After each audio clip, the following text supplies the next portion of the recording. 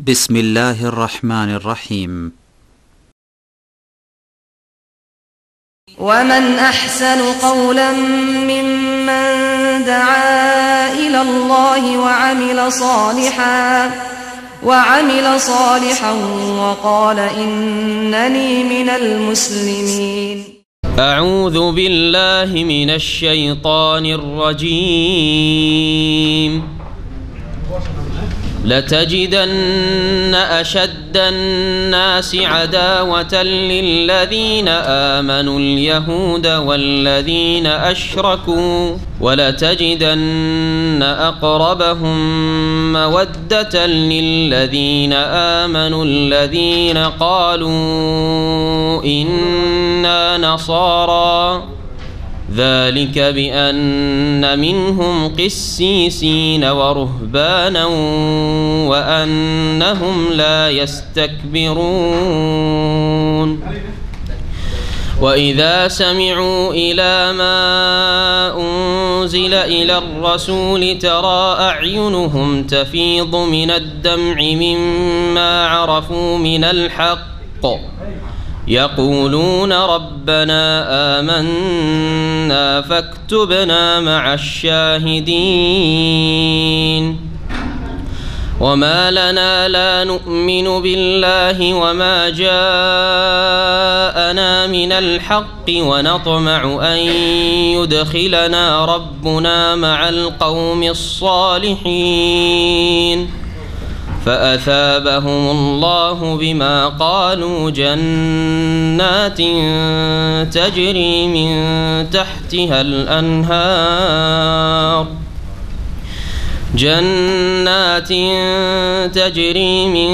تحتها الأنهار خالدين فيها وذلك جزاء المحسنين. والذين كفروا وكذبوا بآياتنا أولئك أصحاب الجحيم. والذين كفروا وكذبوا بآياتنا أولئك أصحاب الجحيم. يا أيها الذين آمنوا لا تحرموا طيبات ما أحل الله لكم ولا تعتدوا إن الله لا يحب المعتدين.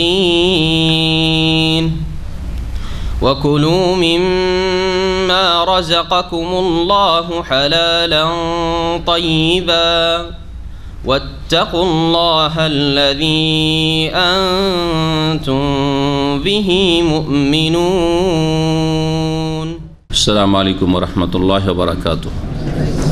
بسم الله الرحمن الرحيم. الحمد لله رب العالمين والصلاة والسلام على سيد المرسلين نبينا محمد وعلى آله وصحبه أجمعين. أما بعد فقد قال المؤلف رحمه الله تعالى باب الظهار.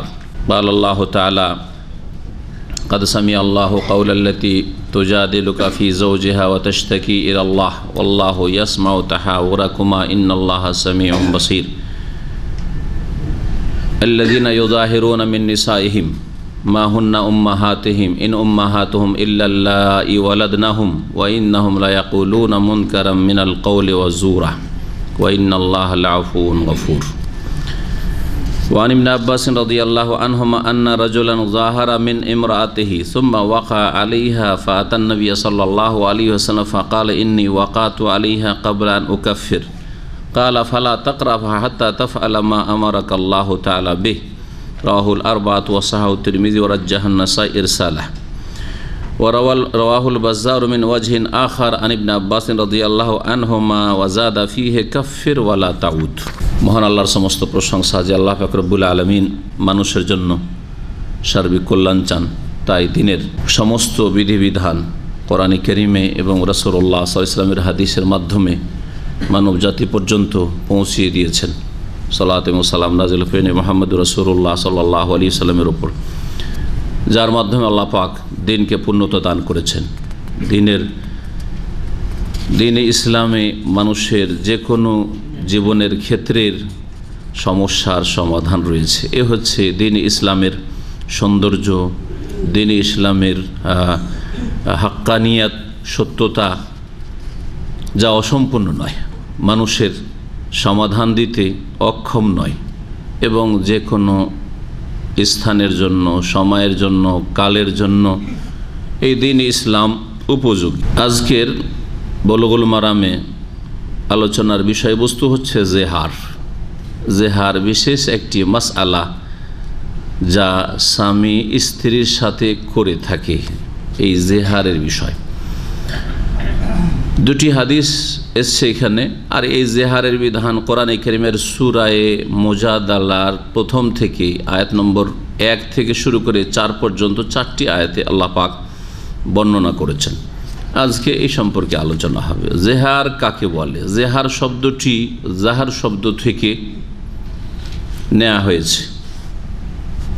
এর উৎপত্তি, জেহার শব্দটির উৎপত্তি হচ্ছে জাহার থেকে। জাহার মানে হচ্ছে পিঠ, পৃষ্ঠদেশ, পিঠ। জাহার মানে, যেমন বাতন মানে হচ্ছে পেট, আর তার বিপরীত দিকে এটা হচ্ছে পিঠ, পৃষ্ঠদেশ, একে জাহার বলা হয়। এই জেহার যে স্বামী স্ত্রীর সাথে বিশেষ কোনো কথার মাধ্যমে স্ত্রীকে মায়ের সাথে অথবা অন্য কোনো, বিশেষ করে মায়ের সাথে তুলনা করতো জাহিলিয়াত যুগের লোকেরা, মায়ের সাথে, মায়ের শরীরের কোনো অঙ্গের সাথে, অথবা কোনো এমন মহিলা বা পুরুষের সাথে তুলনা করা যার সাথে বিবাহ শাদী তার হারাম। কেউ যদি বলে স্ত্রীকে, কিন্তু উদ্দেশ্য থাকবে হারাম করা, হারাম করার উদ্দেশ্যে, হারাম করার জন্য, যে এর কাছে যাব না, সেজন্য বলা যে তোমার চেহারাটা আমার মায়ের মতো, হ্যাঁ, তোমার হাত পা আমার মায়ের মতো, হ্যাঁ, ইত্যাদি, শরীরে যে কোনো অঙ্গ, অথবা তুমি আমার মায়ের মতো, হ্যাঁ, তুমি আমার বোনের মতো, তুমি আমার খালার মতো ইত্যাদি। মায়ের বিষয়টি কোরআনে কারীম স্পষ্ট রয়েছে। আর অন্যান্য মাহরাম মহিলাদের সাথে যদি স্ত্রীকে তুলনা করে তাহলেও হারাম হয়ে যাবে স্ত্রী। এটিকে এই মাসআলার ওপর, যেটি কোরআনে কারীমে স্পষ্ট, তার উপর কিয়াস করেছেন উলামা ফুকাহায়ে কেরামগণ। তো জেহারের তাহলে সংজ্ঞা হচ্ছে কি, যে স্ত্রীকে মায়ের সাথে অথবা মায়ের কোনো অঙ্গের সাথে স্ত্রীর কোনো অঙ্গের তুলনা করা। এই রকমই কোনো মাহরাম যার সাথে স্থায়ীভাবে বিবাহ হারাম, এই রকম আপনার আত্মীয় স্বজন, স্বামীর আত্মীয় স্বজন যারা মহিলা রয়েছে, তাদের সাথে স্ত্রীকে তুলনা করা, সে বোন হোক, আর খালা হোক, ফুফু হোক, আর মেয়ে হোক। জেহার সম্পর্কে ভাষ্যকার বলছেন যে জেহারের হুকুম, বিধান, জেহারের বিধান হচ্ছে যে জেহার করা হারাম। একজন মানুষ জেনে শুনে জেহার করবে, জেহার করার হুকুম হচ্ছে যে হারাম। এবং এর দলিল কোরআনে কারীমে রয়েছে, রাসূলুল্লাহ সাল্লাল্লাহু আলাইহি ওয়াসাল্লামের সুন্নায়ে হাদিসে রয়েছে, এর ওপর ইজমা, ঐক্যমত রয়েছে। জেহার করা শরীয়তে, কেউ যদি স্ত্রীকে মায়ের সাথে তুলনা করে, মায়ের মতো বলে, মায়ের কোনো অঙ্গের সাথে স্ত্রীর অঙ্গের তুলনা করে, কাজটি জায়েজ না না জায়েজ? না জায়েজ, হারাম কাজ, হারাম কাজ। কেন হারাম কাজ? আল্লাহ পাক স্বয়ং কোরআনে কারীমের সূরা মুজাদালার 2য় আয়াতে বিষয়টি উল্লেখ করেছেন, যে আয়াতগুলি, এই 4টি আয়াত নাযিল হয়েছিল এই রকমের জেহারের সমস্যার সমাধানের জন্য। একজন সাহাবী ছিলেন আনসারী, খাজরাজ গোত্রের, আওস বিন সামিত, বৃদ্ধ মানুষ, বুড়ো হয়ে গেছেন, আর তার স্ত্রীর নাম ছিল খাওলা বিনতে মালিক আল আনসারিয়া। এই খাওলা বিনতে মালিক এও বুড়ি হয়ে গেছে, বুড়ির সাথে রাগারাগি করে হোক আর যে কারণে হোক জেহার করে ফেলেছে বুড়া সাহাবী। আনতে আলাইয়া কা জাহরি উম্মি, আরবরা এইভাবে বলতো, আনতে আলাইয়া কা জাহরি উম্মি, এটা ছিল তাদের ভাষা। তুমি আমার কাছে, আমার নিকটে আমার মায়ের পিঠের মতো। এই পিঠ শব্দটি বা জাহার শব্দটি কেন ব্যবহার করতো? কারণ যদি বাহন হয়, হ্যাঁ, ঘোড়ার পিঠ, ঘোড়ার উপরে চড়বেন, তো ঘোড়ার কোন জায়গায় চড়েন? পিঠের ওপর। হ্যাঁ, উটের ওপর চড়বেন, কোথায় চড়েন? পিঠের ওপর। তো তুমি আমার কাছে আমার মায়ের পিঠের মতো, মানে হারাম। তুমি আমার মা যেমন আমার উপর হারাম, তেমন তুমি হারাম। জি,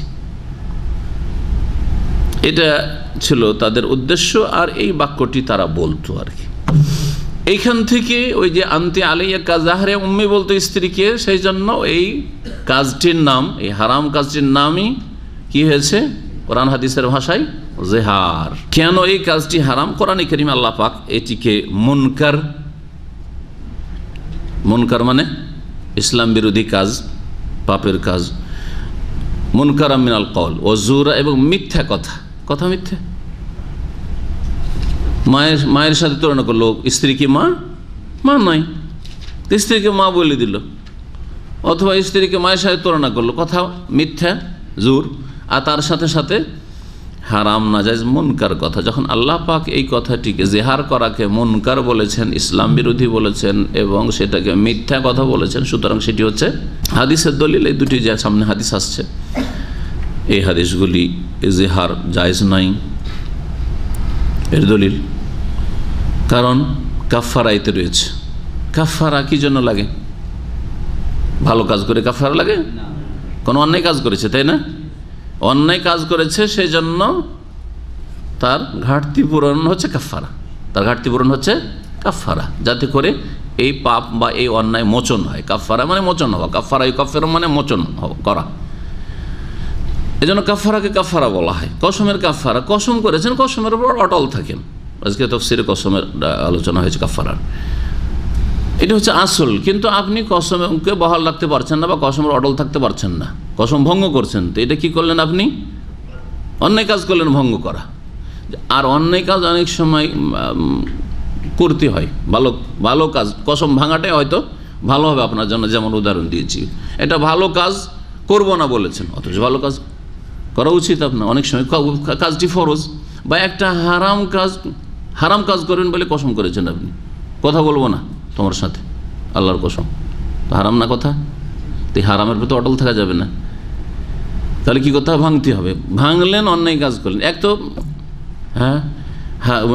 নাজায়েজের জন্য আপনি কসম করেছিলেন, সেই জন্য সেই কসম থেকে কী করতে হবে? ভাঙতে হবে। এখানে এমন নয় যে বৈধ কাজ ভাঙলেও চলে, না ভাঙলেও চলে, এরকম অবস্থা থাকলে সেটা আলাদা কথা ছিল, আপনি কসমের বহাল থাকেন, অসুবিধা নেই। কিন্তু ভাঙলেন, যখন কসম ভাঙলেন, অন্যায় কাজ করলেন, এর কাফারা লাগবে। এই জন্য কাফারাকে কাফারা বলা হয়। কসমের কাফারার চাইতে বড় কাফারা, শক্ত কাফারা জেহার কাফারা। তাহলে বোঝা যাচ্ছে যে কসম করা যে ভুল, অন্যায়, কসম ভাঙা, কসম করে কসম ভাঙা, এর চাইতে বড় অন্যায়, অনেক বড় অন্যায় হচ্ছে জেহার করা স্ত্রীর সাথে। আগে হাদিসগুলির ব্যাখ্যা করে দিই, কারণ আমাদের হাদিসের ক্লাস। তারপরে যদি সময় থাকে তাহলে সূরা মুজাদালার প্রথম দিকে যে আয়াতগুলি রয়েছে, আয়াতগুলির তাফসীর সংক্ষেপে করে দেব, যদি সময় থাকে, 1 ঘন্টা বা 1.25 ঘন্টার মধ্যে সম্ভব হয়। ওই আয়াতগুলি নাজিল হয়েছিল এই সাহাবী এবং সাহাবিয়াহ, এই দুইজনের ঘটনা কেন্দ্র করে জেহার করে নিয়েছিল। জেহার করার পরে বুড়ি মানুষ, মানুষ যখন বার্ধক্যে পৌঁছে যায়, তখন আরও বেশি মুখাপেক্ষী হয় স্বামী স্ত্রীর আর স্ত্রী স্বামীর। এটা এখন বুঝবেন না, বুড়ো হইলে বুঝবেন, যত বয়স বাড়বে তখন বুঝবেন, তাই না? ঠিক না? এখন 2 বছর থেকে যাচ্ছেন বিদেশে, যৌবন আছে, নিজেই সব কিছু করতে পারছেন, চলাফেরা করতে পারছেন, এটা মানসিক কষ্ট থাকলেও, মানসিক শারীরিক একটা কষ্ট থাকলেও বরদাস্ত করে নিতে পারছেন। কিন্তু যখন 70-80 বছর বয়স হয়ে যাবে, তখন অচল, অসহায়, অন্যের সহযোগিতা ছাড়া চলতে পারছেন না, তখন বুড়ি ছাড়া কাজ চলে না, বুড়ির খেদমত ছাড়া বুড়া চলে না। ওই রকম বুড়ি অচল, যদি স্বামী না থাকে, যার স্বামী মারা গেছে, বড়ই মুশকিল তার জন্য, বড়ই মানসিক দিক থেকে কষ্টে থাকে। জি হ্যাঁ, তো এইরকম যখন জেহার করে নিয়েছিলেন সাহাবী, এই বুড়ি মহিলা খাওলা রাদিয়াল্লাহু তাআলা আনহা দৌড় দিয়ে নবী করিম সাল্লাল্লাহু আলাইহি ওয়াসাল্লামের কাছে পৌঁছেছে। ইয়া রাসূলুল্লাহ, আমার শরীর শুকিয়ে গেছে, হাড়ে চামড়া লেগে গেছে, আর এই অবস্থায় বার্ধক্যে আমার স্বামী জেহার করেছে, আমি যাব কোথায়? আমাকে হারাম করে ফেলেছে। রাসূলুল্লাহ সাল্লাল্লাহু আলাইহি ওয়াসাল্লামের কাছে বারবার এসে বলছেন, অভিযোগ করছেন। তখন আল্লাহ পাক আয়াত নাযিল, ক্বাদ সামিআল্লাহু কাওলাল্লাতী তুজাদিলুকা ফী যাওজিহা ওয়া তাশতাকী ইলাল্লাহ।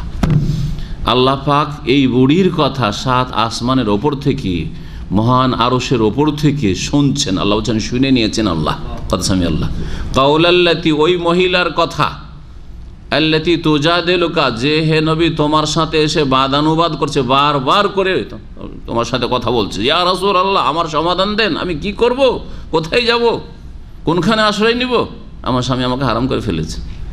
তুজাদিলু ফি যাওজিহা, তার স্বামী সম্পর্কে সে বাদানুবাদ করছে। ওয়া তাশতাকি ইলাল্লাহ, এবং আল্লাহর কাছে সে অভিযোগ করছে, কমপ্লেন করছে যে হায় আল্লাহ আমি করব কি, অসহায়। আল্লাহু ইয়াসমাউ তাহাওরাকুমা, এবং আল্লাহ তোমাদের উভয়ের কথোপকথন শুনছেন। আল্লাহ পাক বলছেন, সে মহিলা যা বলছে শুনছেন, রাসূলুল্লাহ সাল্লাল্লাহু আলাইহি ওয়াসাল্লাম যা বলছে শুনছেন। জি, এই তারপরে তখন জেহারের কাফারা আল্লাহ পাক বর্ণনা করেছেন। তো এখন হাদিসটাই আসি।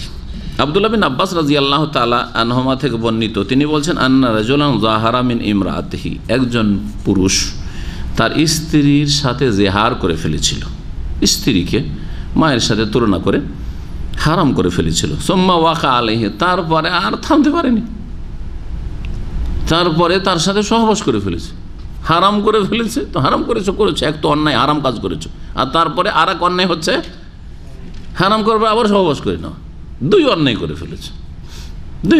ফেলেছে। ফাতান নবী সাল্লাল্লাহু আলাইহি ওয়াসাল্লাম, তারপরে নবী সাল্লাল্লাহু আলাইহি ওয়াসাল্লামের কাছে সেই লোক আসলো, ফাকালে এসে বলল, ইন্নী ওয়াকাতু আলাইহি ক্বাবলা আন উকাফির, ইয়া রাসূলুল্লাহ আমি আমার স্ত্রীর সাথে সহবাস করে ফেলেছি কাফারা দেওয়ার আগে, ভুল কাজ করে ফেলেছি। এক তো জিহার, তার হুকুম বললাম হারাম, তারপরে আবার জিহার কাফারা না দিয়ে কাফারা দেওয়ার আগেই থামতে পারেনি, স্ত্রীর সাথে সহবাস করে ফেলেছে। কালা, তখন রাসূলুল্লাহ সাল্লাল্লাহু আলাইহি ওয়াসাল্লাম বলছে যা হয়েছে হয়েছে, ফালা তাকরাবহা, আর তার কাছে যাবে না, তার কাছে কাছাবে না, অর্থাৎ আর সহবাস করবে না। হাত্তা তাফআলা মা আমারাকাল্লাহু তাআলা, যতক্ষণ পর্যন্ত আল্লাহ যেই নির্দেশ করেছেন তা তুমি না করে ফেলবে। কি নির্দেশ দিয়েছেন? কাফারা। কাফারা যতক্ষণ না দেওয়া হয়েছে ততক্ষণ পর্যন্ত তোমার স্ত্রীর কাছে যাবে না। রাহুল আরবাদ, হাদিস 4 জন ইমাম বর্ণনা করেছেন। 4 জন বলতে হাফেজ ইবনে হাজার রাহমাতুল্লাহ আলাইহি কোন কোন ইমামকে বুঝিয়েছেন? সুনানে আরবা, আবু দাউদ, নাসাই, তিরমিজি, ইবনে মাজাহ। ইমাম নাসাই হাদিসটিকে মুরসাল বলাই প্রাধান্য দিয়েছেন, যে হাদিসটি মুরসাল। মুরসাল মানে হচ্ছে তাবেই যদি বলে কালা রাসূলুল্লাহ সাল্লাল্লাহু আলাইহি ওয়াসাল্লাম, ওটাকে শক্তিশালী বলেছেন। আর যেখানে আব্দুল্লাহ বিন আব্বাসের কথা উল্লেখ করা হয়েছে সেটাকে তিনি প্রাধান্য দেননি। যাই হোক, তার মত এটি। ওয়ারাহুল বাজ্জার, ইমাম বাজ্জার একজন ইমাম, তার একটি হাদিসের কিতাব রয়েছে মুসনাদে বাজ্জার বলে। তিনি অন্য একটি সূত্রে, অন্য একটি সনদে বর্ণনা করেছেন আব্দুল্লাহ বিন আব্বাস থেকে, ওয়াজাদা ফিহে, তাতে অতিরিক্ত একটি বাক্য রয়েছে যা আগের হাদিসটাই নেই। সেটা হচ্ছে কাফের, ওই লোক, যে লোক বলছে ইয়া রাসূলুল্লাহ আমি আমার স্ত্রীর সাথে জেহার করেছিলাম আর তারপরে কাফারা দেওয়ার আগেই সহবাস করে ফেলেছি, তখন বললেন কাফির, তুমি কাফারা এখন দাও, ওয়ালা তাউদ, আর এইরকম কাজ করিও না। তার মানে কাফারা না দিয়ে আর স্ত্রীর কাছে যাবে না। এই হাদিসটি সনদের দিক থেকে হাসান, মানে আমলযোগ্য, নির্ভরযোগ্য হাদিস। আর জেহারের অর্থ জানলাম যে স্ত্রীর সাথে সহবাসকে হারাম করা, স্ত্রীকে হারাম করে নেওয়া, তাকে কোনো মাহরাম মহিলার সাথে তুলনা করি, মাহরাম মহিলার সাথে তুলনা করি। যদি কোনো মানুষ জেহার করে ফেলে তাহলে জানতে পারলাম এই হাদিস থেকে যে সেই স্ত্রীর সাথে, যার সাথে জেহার করেছে, এরকমভাবে স্ত্রীকে মায়ের সাথে বা কোনো মাহরাম মহিলার সাথে তুলনা করেছে, সেই স্ত্রীর সাথে সহবাস অতক্ষণ পর্যন্ত হারাম যতক্ষণ পর্যন্ত তার জেহারের কাফারা না দেওয়া হবে। শুরুতে একটি কথা বলেছি, ভাষ্যকার সেই কথাটি বলছেন যে জেহার সাধারণত স্ত্রীকে মায়ের সাথে তুলনা করলে হয় হারাম করার জন্য, এটাই হয়। কিন্তু আর এটি হচ্ছে কোরআনে কারিমের ভাষা, হ্যাঁ, আল্লাযীনা ইউযাহিরুনা মিন নিসাইহিম মা হুন্না উম্মাহাতিহিম, যারা তাদের বিবিদের সাথে, স্ত্রীদের সাথে জেহার করে, স্ত্রী আসলে তাদের মা না, হ্যাঁ, কিন্তু সে মায়ের সাথে তুলনা করেছে বা মা বলে দিয়েছে। মায়ের সাথে তুলনা করা অথবা সরাসরি বলা, অনেক ফাসেক লোক আছে, অনেক ফাসেক লোক আছে, হ্যাঁ, আদর করতে গিয়ে স্ত্রীকে মা বলে ফেলে, অথবা মারতে গিয়ে বেটি বলে ফেলে, মেয়ে বলে ফেলে। এক ফাসেক লোক ছিল আমার মামাদের গ্রামে, ছোটকালকার কথা মনে পড়ছে। স্ত্রীকে পিটতো, ধরে একবার ঠুকাই দিত, পিটতো আর বলতো খুব খারাপ ভাষায়, গালিটা আমি বলতে পারছি না, খুব খারাপ ভাষায়, যে স্ত্রীকে গাল দেয়, যে স্ত্রীকে তার বোন দিয়ে গাল দেয়, আপনার দিকে আছে কি না, স্ত্রীকে গাল দেয়, তখন স্ত্রীর বোনকে যে ভাষাটা বলা হয় ওই দিয়ে গাল দেয় আর কি। আর অনেক সময় এটা জোড়া করে দেয়, ডবল করে, মানে ওর মাকেও, ওকেও বলে ওর মাকেও বলে। হ্যাঁ, জি হ্যাঁ, আশা করি বুঝতে পারছেন, কারণ এই ভাষা করে নোংরা ভাষা, তা হ্যাঁ বোঝা গেছে। জি হ্যাঁ, তো স্ত্রীকে এরকম গাল দেয় আর বলে যে তুই বাপ বল, তুই বাপ বল, ওই গালটা বাদ দিয়ে অফ করে বললো তুই বাপ বল। যতক্ষণ বাপ না বলেও মারের ভয় আর মার থেকে বাঁচার জন্য বাপ বাপ বাপ বাপ বাপ বাঁচাও, বাপ বাঁচাও, আর মারিও না বাপ, এরকম করতে লাগে। সুবহানাল্লাহ, ছোটকালে মাদ্রাসায় পড়তাম, আমাদের বাড়ি থেকে দেখেছি এইরকম ফাসের লোক মুসলিম সমাজে আছে। জি হ্যাঁ, এইরকম যদি করে তাহলে স্ত্রী হারাম হয়ে যাবে। হ্যাঁ, চরম অন্যায় কথা, মুনকারাম মিনাল কওলি ওয়া জুরা, মিথ্যা কথা আর হারাম কথা, ইসলাম বিরোধী কথা। আল্লাহ কোরআনে কারীমে বলেছেন। আল্লাহর শুকরিয়া আদায় করা উচিত ওই সব মা বোনদেরকে, মহিলাদেরকে যাদের স্বামী ভালো পেয়েছেন, বলে আলহামদুলিল্লাহ, বোনদেরকে বলছি। আর যেই ভাইয়েরা ভালো স্ত্রী পেয়েছেন তারা আল্লাহর শুকরিয়া আদায় করেন, হ্যাঁ, যে অবাধ্য নয়। হ্যাঁ, এমন আজকাল এক শ্রেণীর মহিলা আছে, সুবহানাল্লাহ, জি, যে স্বামীকে কেটে আবার তৈরি করবে। আমাদের অঞ্চলে 36 কল্লা মহিলা, 1 কল্লাওয়ালা না, 36 কল্লা। এত চালাক চতুর মহিলা কি করে স্বামীকে খুন করে দিচ্ছে, দিন দুপুরে খুন করে দিচ্ছে, মার খাচ্ছে আর স্বামী পালাচ্ছে আর ও তাড়া দিচ্ছে। তাহলে কেমন মহিলা মুসলিম সমাজেও আছে। আল্লাহ হেফাজত করে, আপনাদের সকলে হেফাজত করে, এবং আলহামদুলিল্লাহ বলেন নিয়ামতের ওপর। জি হ্যাঁ, নিচের দিকে দেখবেন, ওপর দিকে দেখবেন না, নিচের দিকে দেখবেন, ওপর দিকে। দুনিয়ার নিয়ামতের ক্ষেত্রে আপনার চাইতেও কষ্টে আছে, দুঃখে আছে, আর খারাপ অবস্থায় আছে, পারিবারিক দিক থেকে, শারীরিক দিক থেকে, মানসিক দিক থেকে, অথবা আর্থিক দিক থেকে, যে কোনো দিক থেকে। তাদের দেখে আল্লাহ শুকরিয়া আদায় করেন যে অনেক ভালো আছে। আপনার স্ত্রী দেখতে ভালো না হইলেও, আর আপনার স্ত্রী কিছুটা বাঁকা হইল, তারপরেও ভালো মেলা গুণ আছে, কিছু গুণ না থাকলে অনেক কিছু গুণ আছে, সব মিলিয়ে যদি আল্লাহ পাকের শুকরিয়া আদায় করতে পারেন। যদি বলেন যে আমি পারফেক্ট পুরাপুরি দেখতে চাই, তো কেউ পাবেন না, জান্নাত ছাড়া কেউ পুরাপুরি নিয়ামত কোথাও পাবেন না। তাহলে এই হাদিস থেকে জানলাম যে আগে কাফারা দিতে হবে, আর তারপরে তার জন্য হালাল হবে। সুতরাং যখন হালাল হবে তখন সহবাস করতে পারবে। এখন কাফারা দেওয়া, কাফারা আদায় করাকালীন যদি সহবাস করে ফেলে, কাফারা দেওয়ার আগে নয়, এই ক্ষেত্রে এটি কাফারা কয়টি এটা জানতে হয় তাহলে, তাই না? আল্লাহ পাক রব্বুল কি বলেছেন, ওয়াল্লাযীনা ইউযাহিরুনা মিন নিসাইহিম সুম্মা ইয়াউদুনা লিমা ক্বালু ফাতাহরিরু রাকাবাতিন মিন ক্বাবলি আন ইয়াতামাসসা। যারা ওয়াল্লাযী ইউযাহিরু মিন নিসাইহিম, যারা তাদের স্ত্রীদের সাথে জিহার করে থাকে, সুম্মা ইয়াউদুনা লিমা ক্বালু, যা বলেছে তারপরে সে ফিরে আসতে চায় যে না না ওইটা থেকে আমি অব্যাহতি পেতে চাই, মুক্ত হতে চাই, তাহলে কি কাফারা দিতে হবে? ফাতাহরিরু রাকাবাতিন, একটি গোলাম, দাস অথবা দাসী, গর্দন, রাকাবা মানে গর্দন, তার মানে দাস হোক আর দাসী হোক। ফাতাহরিরু রাকাবাতিন মিন ক্বাবলি আন ইয়াতামাসসা, স্পর্শ করার, একে অপরকে স্পর্শ করার পরিমাণে সহবাসের পূর্বে। জি, যালিকুম তুআজুন বিল্লাহি মা তা'মালুন খাবির। ফামান লাম ইয়াজিদ, যদি না পাওয়া যায়, আর আজকাল পাওয়া যায় না। এখানে একটি কথা বলি যে শরীয়তের বিভিন্ন কাফারার ক্ষেত্রে গোলাম, দাস অথবা দাসী স্বাধীন করা আল্লাহ পাক ফরজ করেছেন। এটি নিয়ে কখনো চিন্তা করেছেন যে এখান থেকে ইসলামের একটা দিক আমরা জানতে পারি, সেটা হচ্ছে যে ইসলাম দাসত্বের জীবন, গোলামের জীবন কারো জন্য চান না, না মুসলিমের জন্য চান, না অমুসলিমের জন্য চান, কাফের জন্য চান। সুতরাং কখনো কখনো আল্লাহ বলেছেন ফাতাহিরু রাকাবাতি মুমিনা, মুমিন গোলাম আজাদ করতে হবে বা দাস দাসী স্বাধীন করতে হবে। আর কখনো মুমিন বলেননি যে দাস দাসী হইলেই হয়, দাস দাসী হইলেই হয়। বিভিন্ন কাফারা, কাতলে খাতা, ভুলবশত খুন, অ্যাক্সিডেন্ট, দুর্ঘটনা, ইচ্ছা করে খুন নাই, ভুলবশত, এই খুনের ক্ষেত্রে কাফারা রয়েছে। সেই ক্ষেত্রে তাহির রাকাবাতি মুমিন আছে, এখানে আল্লাহ স্পষ্ট করে বলেছেন যে মুমিন দাস অথবা দাসী স্বাধীন করতে হবে, কিন্তু এখানে বলেননি। কসমের কাফার ক্ষেত্রে বলেননি। একদল বলছেন যে মুমিন হইতে হবে, আরেকদল বলছেন না মুমিনের শর্ত নেই। তো যাই হোক, সেই মাসলাতে যাচ্ছে না, কিন্তু যেহেতু দাস দাসী নেই, কিন্তু এখান থেকে যেটা আমরা ইসলামের সৌন্দর্য জানতে পারবো, বা ইসলাম চাই কি মানুষকে স্বাধীন আল্লাহর বান্দা হয়ে মানুষ জীবনযাপন করুক, এটা ইসলাম চাই।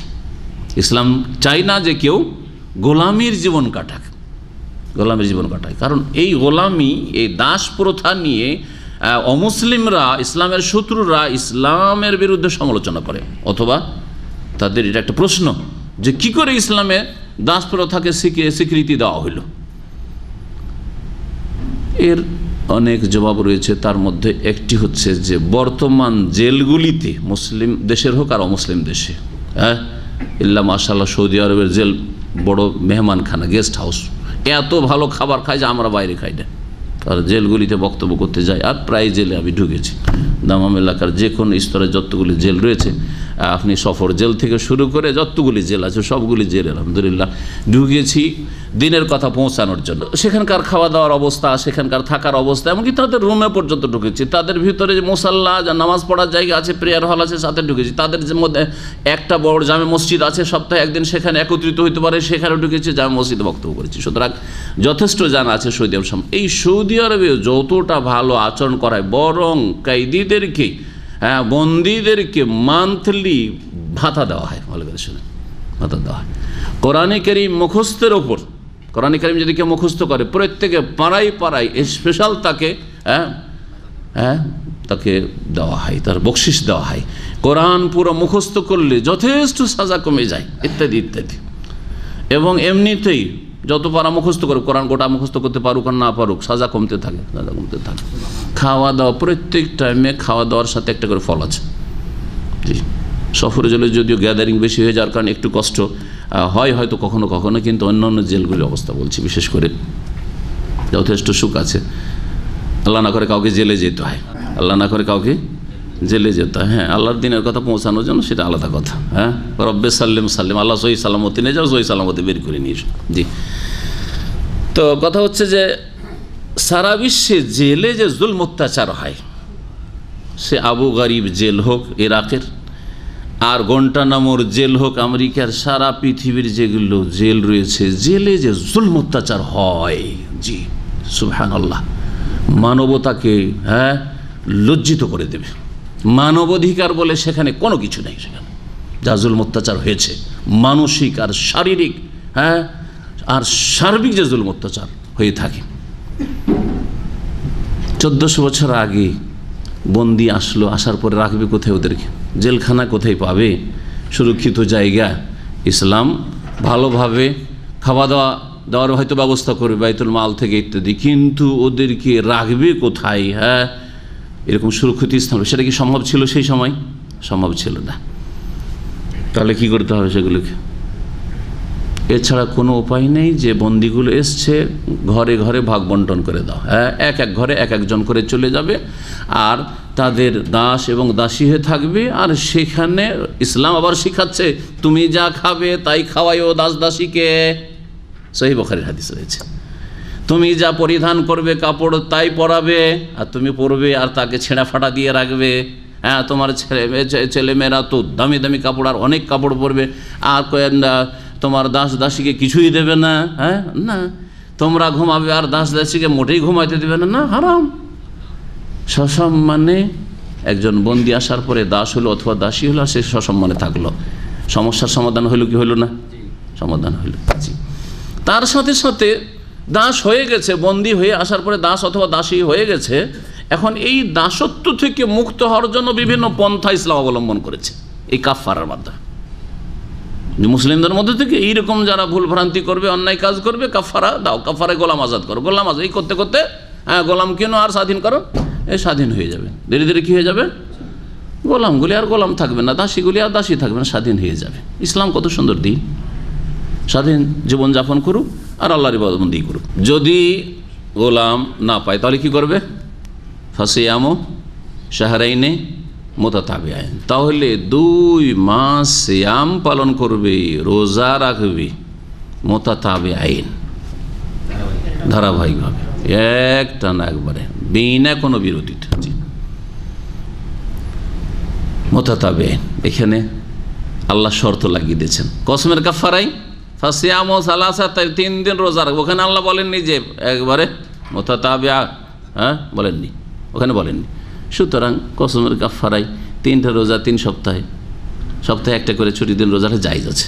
কিন্তু জেহার করলে, জেহার এত বড় অন্যায় কাজ করেছে, রোজা রাখো কতটি না, রোজা রাখো কয়টি, শাহরাইনে 2 মাস মানে 60টি রোজা, 2 মাস রোজা রাখো, তাও একটা রোজা রেখে যাও, রোজায় কোনো বিরতি দিতে পারবেন না।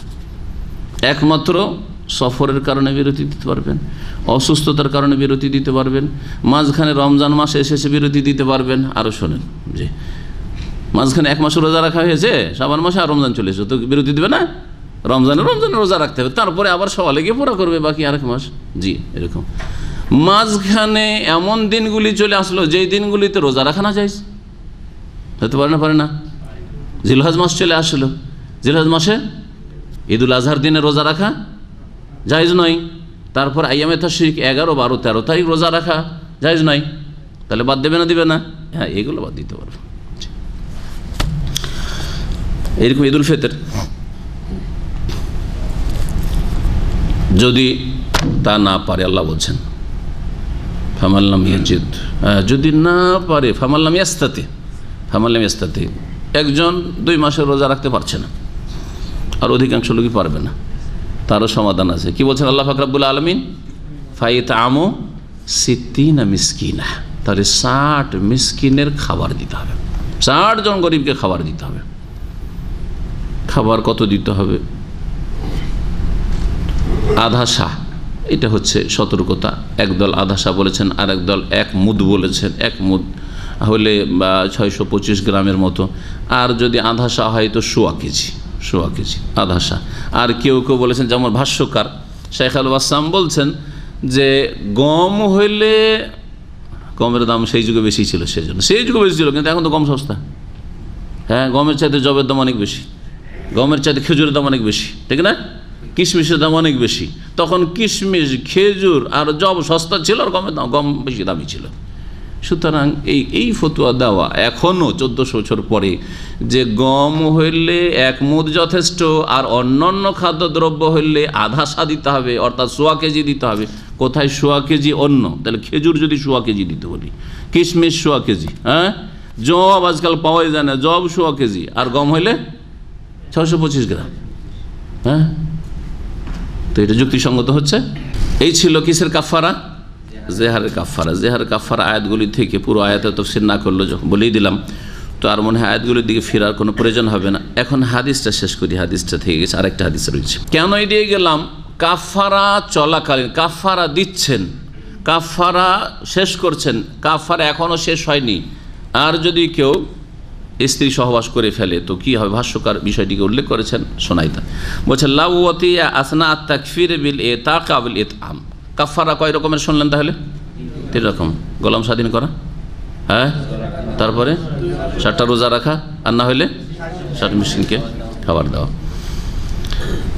গোলাম স্বাধীন করার কাফারা দিচ্ছে অথবা খাবার দিচ্ছে, এখনও মিসকিনদেরকে, 60 মিসকিনকে খাবার দেওয়া শেষ হয়নি, অথবা তাদের খাবার খাওয়া শেষ হয়নি, খাবার খাওয়াচ্ছে হয়তো, হ্যাঁ, বা খাবার বিতরণ করছে, খাবার বিতরণ শেষ হয়নি, এই দিকে এত মরিয়া আছে যে মাঝখানে ফেসে গেছে, মানে স্ত্রী সহবাস, এখন কাফার ফিনিশ হয়নি, তার আগে মাঝখানে স্ত্রী সহবাস যদি এইরকম কাজ করে তো বলছে হারমা যা লেখা, এটাও হারাম। যতক্ষণ কাফারা দেওয়া সম্পূর্ণ না হচ্ছে ততক্ষণ সহবাস হারাম। ওয়ালাকিন লা ইয়াখতাউল কাফারাতাইন মাযকুরাতাইন, তবে কাফারা চলছিল গোলাম আজাদ, গোলাম কিনেছে, এখন গোলামটা আজাদ করে দিলাম, এ কথা বলবে তো কেনা হয়ে গেছে, কাজ বাকি আছে। এইরকম অবস্থায় করা সহবাস তো না জায়েজ, কিন্তু এই কাজ যদি করে ফেলে, অথবা এখন খাবার দাবার দিচ্ছে, খাবার দাবার দেওয়া শেষ হয়নি, এর মধ্যে যদি সহবাস করে ফেলে, তাহলে এই সহবাস এই কাফারা, আগে যতটুকু কাফারা দেওয়া হয়েছে সেটাকে নষ্ট করবে না। কি হবে? আগে যতটুকু কাফারা দেওয়া হয়েছে বাকি কাফারাটা কি করবে? আগের কাফারার সাথে মিলিয়ে দেবে। তাহলে খাবার দেওয়ার ক্ষেত্রে ধরেন 30 জন মিসকিনকে খাবার দেওয়া হচ্ছে, 30 জন বাকি আছে, আর এই মাঝখানে যদি সহবাস হয় তাহলে শরীয়তের বিধান কি? আগে 30 জন যেটা হয়েছে গুনাহগার, ও নাজায়েজ হারাম কাজ করলো, কিন্তু 30 জনটা ঠিক আছে, আর বাকি 30 জনের মিলে 30-60 জনের মিসকিনের খাবার হয়ে যাবে। কাজটি কিন্তু নাজায়েজ করেছে। আম্মাল্লা ওয়াতি আসনা কাফারতি বিসিয়াম, তবে সিয়াম পালন করা, রোজা রাখা অবস্থায়, রোজা রাখা চলছে, 2 মাসের রোজা শুরু করেছে কাফারার, রোজা রাখছে, কিছু রোজা রাখা হয়েছে, কিছু রোজা বাকি, আর ওই সময়গুলিতে রাতের বেলা যদি কি করে? সহবাস করে ফেলে, তাহলে বলছেন যে হারাম হওয়ার সাথে সাথে আল্লাহ যেহেতু রোজার ক্ষেত্রে কি বলে, ফাসিয়াম ও শাহরাইনে মোতাতাবি আইনে 2 মাস কন্টিনিউ রোজা রেখে যেতে হবে বলেছেন, বিরতি দেওয়া যাবে না। এখানে মাঝখানে ও সহবাস করে ফেললো, সুতরাং আবার নতুন করে শুরু করতে হবে, আবার নতুন করে শুরু করে। ইল্লা আন ইয়াতাখাল্লাহু উযরুন ইউবিহুল ফিত, তবে যদি মাঝখানে তার শরীয়তি কোনো ওজর থাকে রোজা ছাড়ার, বিশেষ করে রাতেও সহবাস করা যাবে না, দিনেও যাবে না, কিন্তু দিনে যদি করে তাহলে একটা দিন তো গেল সহবাসের কারণে, তাই না? তাহলে ওর আগে রোজাগুলো গেল। যদি শরীয়তে তার জন্য ইফতার করা জায়েজ হয়, আও মা ইয়াজু ফিতরহু মিন আলাম, অথবা কিছু এমন দিন আছে যে দিনগুলিতে রোজা ছাড়া অজেব ফরজ রোজা রাখা জায়েজ নয়, অথবা আও ইয়াতাখাল্লাহু শাহরু রমাজান, কাফারা আর রোজা রাখার মাঝখানে রমজান মাস পড়ে গেল যেমন বললাম, তাহলে ফাইন্নাহু লা ইয়ানকাতু তাতাবু, একটানা যে রোজা রেখে যাচ্ছে, রমজানের আগে কিছু রেখেছে, রমজানের পরে কিছু রাখলে এতে কোনো অসুবিধা নেই, অথবা মাঝখানে শরীয়তি ওজরের কারণে যে রোজা রাখতে পারেন তাতে কোনো অসুবিধা নেই। লিআন্নাহু ফিতরুন লিসাবাবিন লা ইয়াতাআল্লাকু বিইখতিয়ারিল মুকাফফির, কারণ এই রোজা মাঝখানে বিরতি দেওয়া এমন কারণে হয়েছে যেটা কাফারা দানকারী স্বেচ্ছাই করেনি, ওজরের কারণ করেছে। ওয়ান সালমাত ইবনে সাখরিন قال دخل رمضان فخفت ان اصيب امراتي فظاهرت منها فانكشف لي شيء منها ليله فوقعت عليها فقال لي رسول الله صلى الله عليه وسلم حرر الرقبه فقلت ما املك الا رقبتي قال فصم شهرين متتابعين قلت وهل اصبت الذي اصبت الا من الصيام قال اطعم فرقا من تمر 60 مسكينا اخرجه احمد والاربعه الا النسائي وصححه ابن خزيمه وابن الجارود। সালামা ইবনে সাখর একজন সাহাবী, তিনি বলছেন যে রমজান মাস চলে আসলো, কোন এক সময় কোন এক বছরে রমজান মাস চলে আসলো, ফাখিফতু আন উসিবা ইমরাতি, আমার আশঙ্কা হইল যে আমি যুবক মানুষ, থামতে পারবো না, হয়তো রমজান মাসে হয়তো কখন রোজাই খারাপ না করি, হ্যাঁ রোজার অবস্থায় সহবাস করে ফরজ রোজা বরবাদ করে গুনাহগার না হই, এই আশঙ্কায় কি করলাম, ফাজাহার তো মিনহা, আমার স্ত্রীর কাছ থেকে জেহার করে, এক গুনহার আশঙ্কায়, এক গুনাহ থেকে বাঁচার উদ্দেশ্যে আর এক গুনাহ করে ফেললাম, বুঝতে পারছেন না? এক গর্ত থেকে উঠে, অনেকে এরকম আছে, এক গর্ত থেকে উঠে আর এক গর্তে আছাড় খেয়ে পড়েছে। আজকাল হেদায়েতের ক্ষেত্রে এরকম হচ্ছে, কবর মাজার পূজার গর্ত থেকে উঠে এসছে, হ্যাঁ সুফিবাদের গর্ত থেকে উঠে এসছে, হ্যাঁ ওই সব ছেড়েছে, এইরকমই হয়তো আরও বিভিন্ন যেসব গুমরাহ দল রয়েছে সেগুলি থেকে বেরিয়ে এসছে, আসার পরে চরমপন্থা অবলম্বন করল, এসে সালাফে সালেহিনের মানহাজের ওপর, পথের ওপর, মতের ওপর থাকলো না, সাহাবাই কেরাম, তাবেইন, তাবা তাবেইন, আইম্মাই কেরামদের আদর্শের ওপর চললো না, এমন চরমপন্থা অবলম্বন করলো যে খারেজিদের দলে ভর্তি হয়ে গেল। কী করতে হয় বলছে, জিহাদ করতে হবে, আর জিহাদের জন্য শাসক প্রথম শর্ত, সহিহ বুখারীর হাদিস, শাসক ছাড়া কেউ জিহাদের অর্ডার করতে পারে, ও নিজে মুফতি সাহেব জিহাদ করবে, হ্যাঁ এক মুফতি যেমন বাংলাদেশে জেহাদ করে জেলে আছে, হ্যাঁ তো এটা কি ভালো কাজ হইল? হ্যাঁ নিজেকে জুলমের শিকার করলো অন্যায় কাজ করে, হ্যাঁ ভালো কাজ করে যদি জেলে যেত তো ভালো কথা। এইরকম ইসলামের ভুল ব্যাখ্যা করে জেলে আছে, বলছে যে আমাদের প্রয়োজন আছে, আমরা হচ্ছে মাজলুম হয়েছে, আমরা হচ্ছে ইবনে তাইমিয়ার দল। আপনারা ইবনে তাইমিয়ার দল না, আপনারা ইবনে তাইমিয়া রাহমাতুল্লাহ কোরআন সুন্নাহর অনুসারী ছিলেন, সালাফ সাহাবায়ে কেরামদের অনুসারী ছিলেন, এবং তার উপরে জালেম বিদাতীদের জুলম অত্যাচার হয়েছে, তার কারণে জেলে থাকতে হয়েছে। আর আপনারা ইসলাম বিদাতি ইসলাম পালন করছেন, তার ইসলামের ভুল ব্যাখ্যা করেছেন, যার ফলে জুলমের শিকার হয়েছেন। তো আপনাদের চলন তো সে জুলমের শিকার হয়েছেন, এই চলনটাকে ঠিক করেন, তারপরে বলিয়েন যে আমরা ইবনে তাইমিয়ার অথবা ইমাম আবু হানিফা অথবা ইমাম আহমদ তাদের যে জুলম হয়েছে, ইমাম মালিক, আইম্মা কিরামদের জুলম অত্যাচার হয়েছে, ইমাম আবু হানিফা রহমাতুল্লাহ জেলে থেকেছেন, তা আপনি ভুল ইসলাম পালন করবেন, ভুল ইসলামের ব্যাখ্যা করবেন, ইকামতের দিন মানে ক্ষমতা দখল করা, ভুল ব্যাখ্যা করবেন আর জেল খাটতে হবে। আর তখন বলবেন যে আমি ইমাম আবু হানিফার আদর্শের বাসী। ভুল কথা। ইমাম আবু হানিফার যুগে ইমাম আবু হানিফা এসব কথা বলেননি। তার যুগে জালেম শাসক ছিল, যে আব্বাসী খলিফারা ছিল যেই জামানায়, সব জালেম শাসক ছিল। কিন্তু তখন তো এই ব্যাখ্যা করেন এই ক্ষমতা আমাদেরকে, সৎ লোকদেরকে ক্ষমতা দখল করতে হবে আর এই জালেমগুলিকে তাড়াইতে হবে। খলিফা মানসুরকে তাড়াইতে হবে, যুগে খলিফা মানসুর, হারুন রশিদকে তাড়াইতে হবে, ইত্যাদি ইত্যাদি, মামুন কামিনকে তাড়াইতে হবে। এগুলো করেননি তারা তাদের নসিহা করেছেন, উপদেশ দিয়েছেন, তাদের সংশোধনের চেষ্টা করেছেন, তাদের সামনে সঠিক ইসলামকে তুলে ধরেছেন। কিন্তু তারা কি তাড়িয়ে দিয়ে আমরা আসলেই শান্তি কায়েম হবে, এটা দুনিয়ার লোভ আসলে। সুতরাং ইসলামের যে রাজনৈতিক ব্যাখ্যা এই সম্পর্কে গবেষকরা বলেছেন যে এটা আসলে দুনিয়াদারি, এটা দিনদারি নয়। কারণ তাদের একটা লোভ লালসা আছে যে ওরা অনেক কিছু ভোগ করছে, আমরাও যদি ক্ষমতায় যেতে আমরাও কিছু ভোগ করতে পারবো, যদি নিজেদেরকে সৎ মনে করছে নিজেদেরকে ওদের তুলনায়। আর হতে পারে সততা তুলনামূলক আছে, কিন্তু উদ্দেশ্য পার্থিব জগৎ, আখেরাত নয়। আল্লাহ পাক যেন বুঝার তৌফিক দান করেন এবং এইরকম ভুল ইসলাম যেন না বুঝি। এক গর্ত থেকে উঠে আর এক গর্তে পড়া, এক গর্ত থেকে উঠে আরেক গর্তে। রমজান মাসে খুব আশঙ্কা হলো যে আমি থামতে পারবো না, সেই জন্য কি করলো, ফাজাহার তো মিনহা, স্ত্রীর সাথে আমি জেহার করে ফেললাম। তারপর জেহার করে ও থামতে পারে না। আবার ফান কাশাফালি, অপরাধের অপরাধ, ভুলের ওপর ভুল। ফান কাশাফালি সাইয়্যুম মিনহা লাইলাতান, এক রাতে, অন্য রিওয়ায়াত রয়েছে যে চাঁদনি রাত ছিল, জল, আর স্ত্রীকে দেখতে পাচ্ছে, বেরিয়েছে, একটু জেহার করে হারাম করে আছে। আর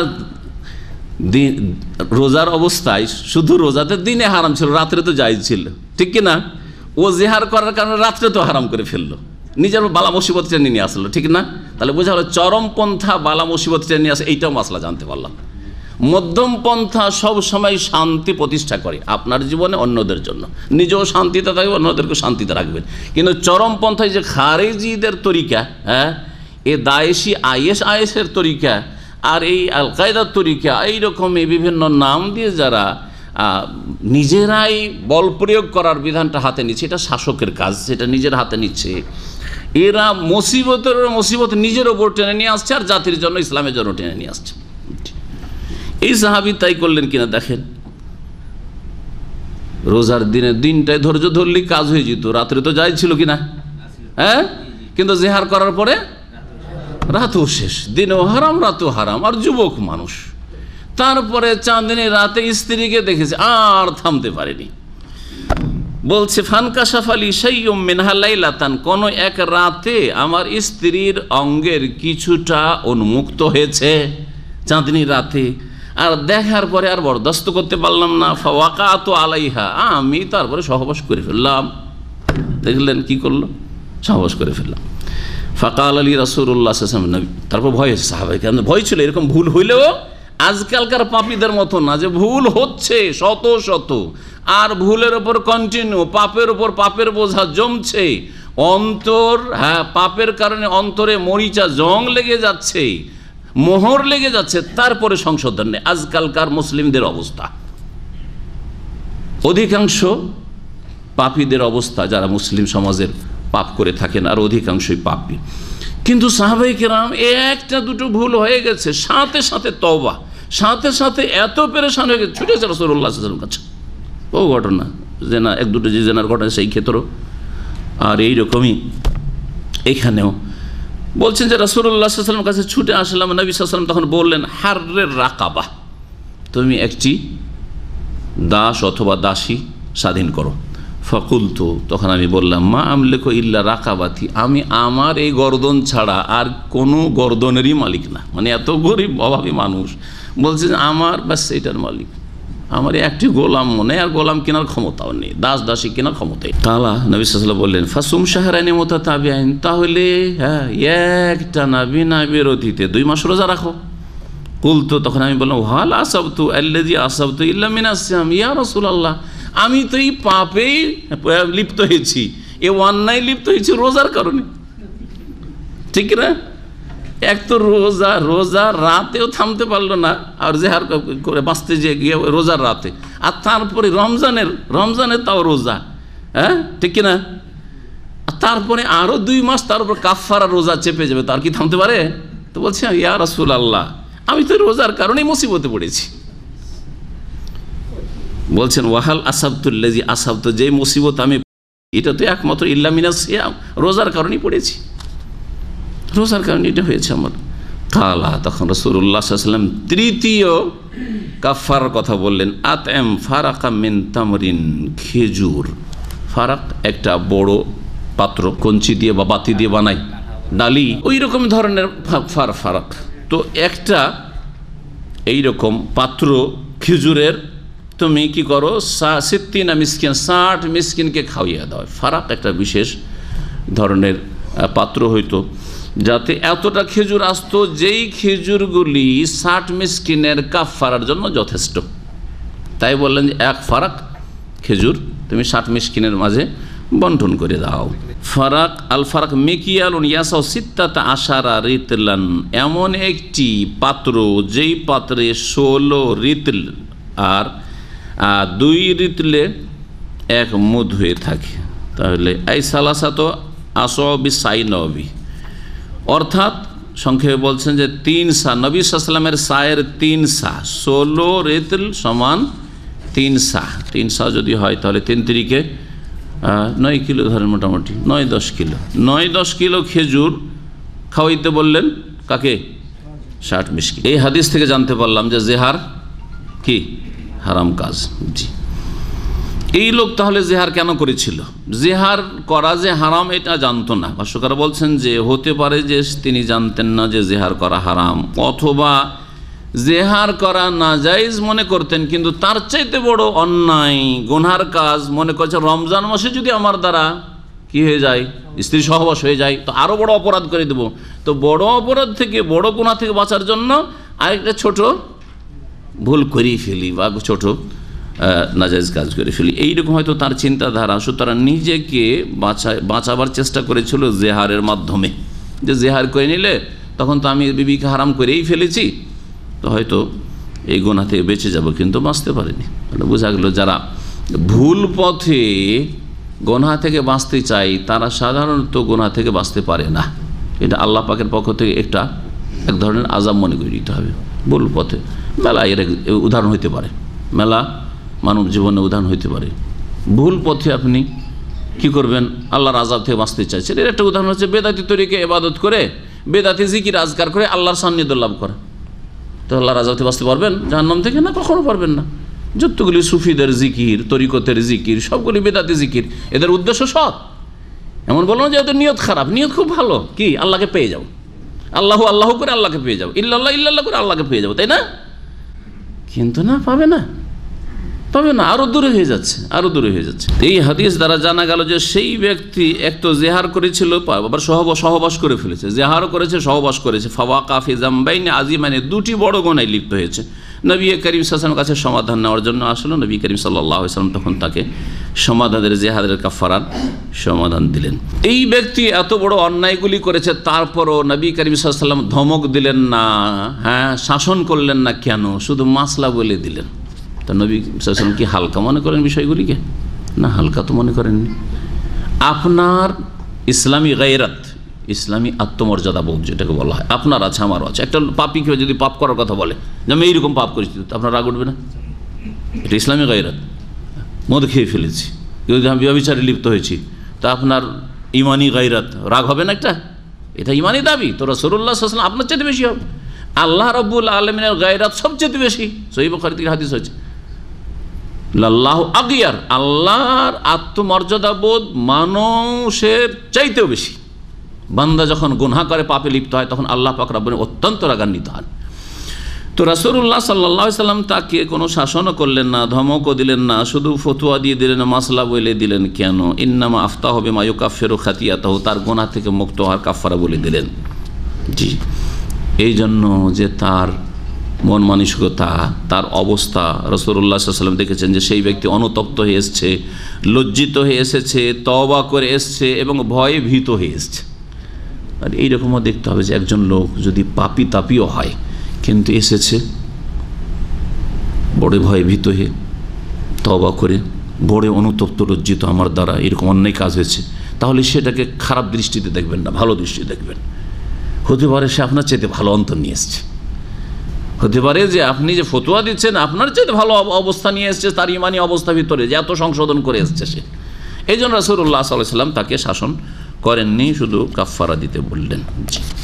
আচ্ছা, এই যে জেহারের কাফফারা, এই সেম কাফফারাই রয়েছে আর একটি অপরাধের ক্ষেত্রে, সেটা হচ্ছে রমজান মাসের রোজার অবস্থায় কেউ যদি স্ত্রী সহবাস করে ফেলে। স্মরণ করে দেওয়া ভালো, কারণ তখন আপনার কাছে প্রশ্ন উঠবে যে এতে কাফফারা কি। এই একই কাফফারা, জেহারের কাফফারা কোরআনে কারিমে সূরা মুজাদালাতে আল্লাহ বর্ণনা করেছেন আর হাদিসও এসেছে। আর রমজান মাসে কেউ যদি সিয়াম অবস্থায় রোজার দিনে স্ত্রী সহবাস করে ফেলে তাহলে তার কাফফারা সহিহ হাদিসে এসছে, কিন্তু সেম কাফফারা, যেই কাফফারা জিহারের। বলছেন তাই ভাষ্যকার যে ওয়াল ওয়াতউ ফি নাহারে রমাদান আউয়ালুহু রাকাবা, এইরকমই রমজানের দিনে সহবাস করার প্রথম কাফফারা হচ্ছে গোলাম স্বাধীন করা, দাস দাসী স্বাধীন করা। ফাইন লাম ইয়াজিদ, তা যদি লব্ধ না হয়, না পায় বা না খরিদ করা পয়সা থাকে, সামা শাহরাইনে মুতাতাবিআইনে, তাহলে একটানা 2 মাস রোজা রাখবে। ফাইনলাম ইয়াস্তাতে, যদি একটানা রোজা সিয়াম পালন করা মুশকিল হয়, কষ্টকর হয়, আতামা সিত্তিনা মিসকিনান, তাহলে 60 মিসকিনকে খাবার দেবে, মধ্যম মানের। এই হাদিস থেকে, এই ঘটনা থেকে, যে সাহাবীর ঘটনা, এই ঘটনা থেকে আর একটি মাসলা জানলাম যে বিনা এলেমে বা ভালো কোরআন এবং হাদিসের ভালো জ্ঞান না থেকে যদি কেউ ইজতিহাদ করতে যায় তাহলে বড় বড় ভুল হইতে পারে। অল্প বিদ্যা ভয়ঙ্করী। ছোটোখাটো আমাদের দেশের হুজুর মৌলবীরা ফতোয়া দিতে গিয়ে এমন বড় বড় অন্যায় কাজ করে যে আল্লাহ হেফাজত তাদের জায়গা যে কোথায় হবে। নিজে ব্যক্তি জীবনে ফতোয়া না দিয়ে যদি বেঁচে থাকতো তাহলে অনেক নিরাপদ থাকতো। অনেক ঘটনায় আছে আমার কাছে, এগুলো তো সারা দুনিয়া থেকে আসতে থাকে। একটা ঘটনা বলছি আপনাকে। 3 তালাক হয়ে যাওয়ার পরে স্বামীর কাছে ফিরে যাবে এক মহিলা, ফ্রান্সে আছে মহিলা, সুবহানাল্লাহ। আর পয়সাওয়ালা ঘরেরা, যেমন তো অনেক পয়সাওয়ালা ঘরেরা, মোল্লাকে জিজ্ঞেস করতে গেছে তো বলছে 3 তালাক হয়ে গেছে, তুমি স্বামীর কাছে ফিরে যাবে, তো হিল্লা দিতে হবে। কি করতে হবে? হিল্লা দিতে হবে। রাসূলুল্লাহ সাল্লাল্লাহু আলাইহি ওয়াসাল্লাম যদি হাদিস নিত তাহলে সোজা কথা, হালালা কারি যার জন্য করা হবে আর যে করবে দুজনের উপর আল্লাহর কি রয়েছে? লানত, রহমত থেকে বঞ্চিত করার ঘোষণা রয়েছে, মালাউন, অভিশপ্ত। মানুষ মুসলিমদের অন্তরে ঘৃণা যেন জন্মে এই নোংরা কাজের, আর এর দ্বারা হালাল হয় না স্ত্রী। সেই জন্য আত্মাইসুল মুস্তাআর, ধার করা পাঁঠা বলেছেন রাসূলুল্লাহ সাল্লাল্লাহু আলাইহি ওয়াসাল্লাম। ধার করা পাঁঠা নিয়ে আসবে স্ত্রীর কাছে, স্ত্রীকে হালাল করার জন্য। আবার ওকে বিয়ে করতে হবে, 3 তালাক দিয়ে দিচ্ছ, হাত ধুয়ে নাও, অন্য জায়গায় খুঁজো। কিন্তু না, এই কাজ করবে। মোল্লাকে জিজ্ঞাসা করছে হিল্লা দিতে হবে, হালালা করতে হবে, তো হিল্লা দিতে হবে। তো ওরা বলছে যে বাইরে যাবো তো মান ইজ্জত যাবে, সম্ভ্রান্ত পয়সাওয়ালা পরিবারের মেয়ে, সুতরাং মান ইজ্জত যাবে তো কি করব? তখন মেয়ের বাবা প্রস্তাব করেছে যে আমার শ্বশুর আছে, তো ওকে দিয়ে হিল্লা করাইলে হবে। আউযুবিল্লাহ।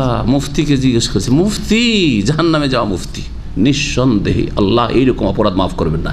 শিরকের পরে বড় অপরাধ, মানে শিরকের মতোই বড় অপরাধ, শিরকের চাইতে বড় অপরাধ বলা যাবে না, কিন্তু শিরকের পরে আল্লাহ বর্ণনা করেছেন। আর মুফাসসিরিনগণ বলছেন যে শিরকের চাইতে সামান্য কম না, একই রকমের বড় শিরকের মতো অপরাধ হচ্ছে না জেনে ফতোয়া দেওয়া বা ভুল ফতোয়া দেওয়া, না অনুমান ভিত্তিক ফতোয়া। আন তাকুলু আলাল্লাহি মা লা তা'লামুন, যে হারামগুলি আল্লাহ কয়েকটি বর্ণনা করেছে একটি আয়াতে, কুল ইন্নামা হারামা রাব্বি আল ফাওয়াহিশা মা যাহারা মিনহা ওয়া বাতান ওয়াল ইসমা ওয়াল বাগিয়া বিগাইরি হাক্কিন ওয়া আন তুশরিকু বিল্লাহি মা লাম ইউনাজ্জিল বিহি সুলতানা ওয়া আন তাকুলু আলাল্লাহি মা লা তা'লামুন।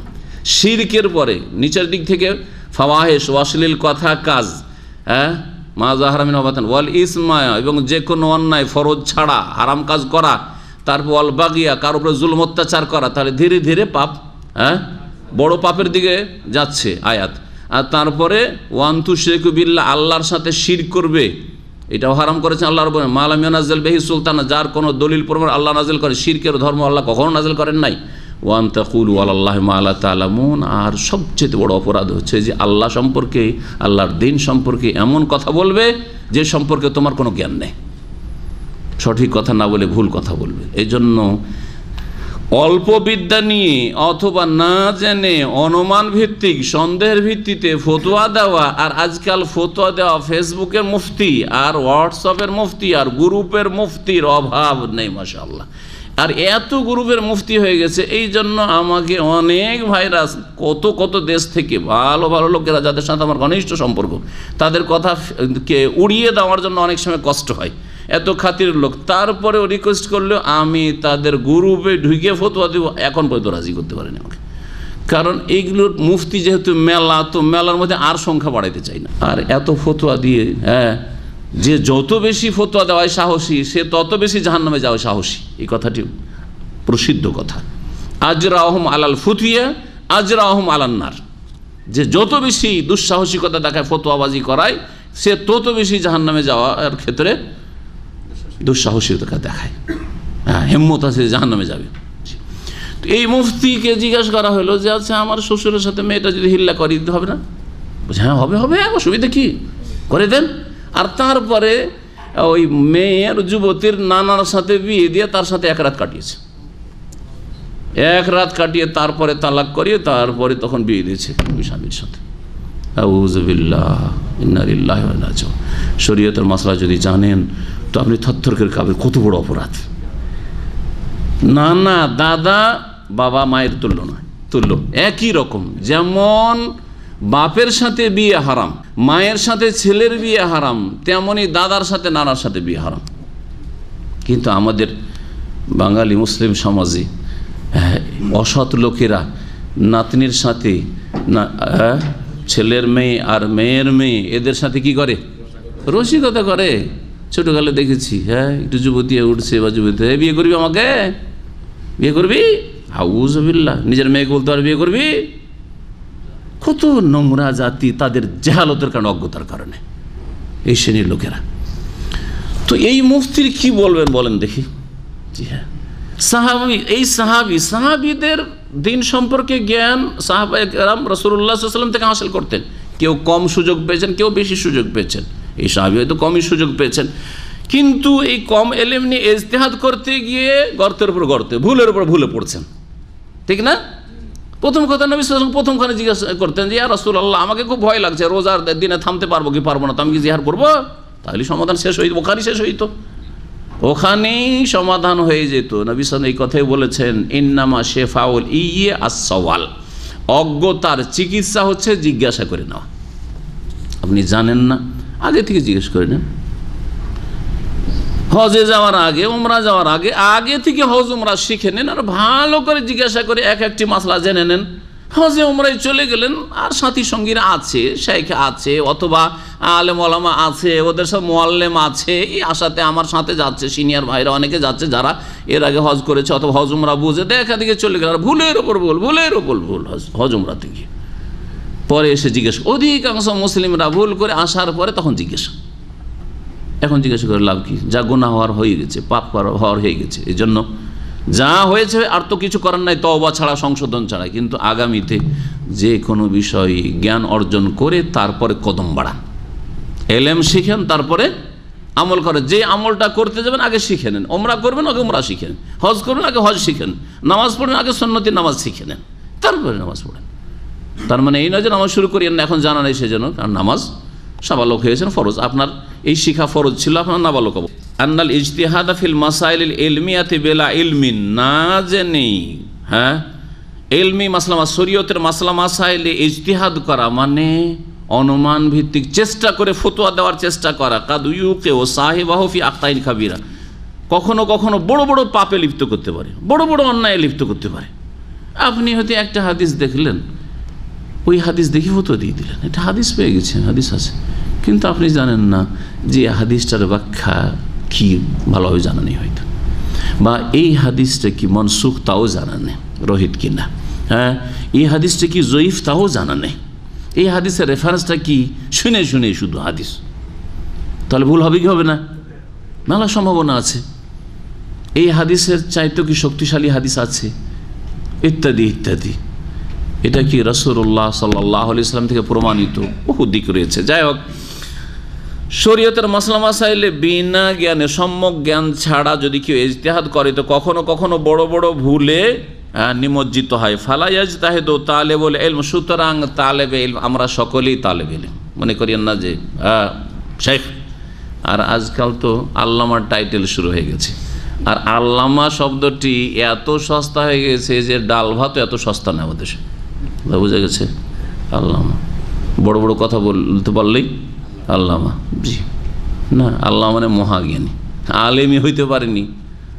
হ্যাঁ, সৌদি আরব বড় বড় আলেমরা নিজেকে আলেমই বলেন, তালেবে ইলম বলে। আর আমাদের দেশের আরে একটু ভক্ত হইলে ওকে আল্লামা বানিয়ে দিল।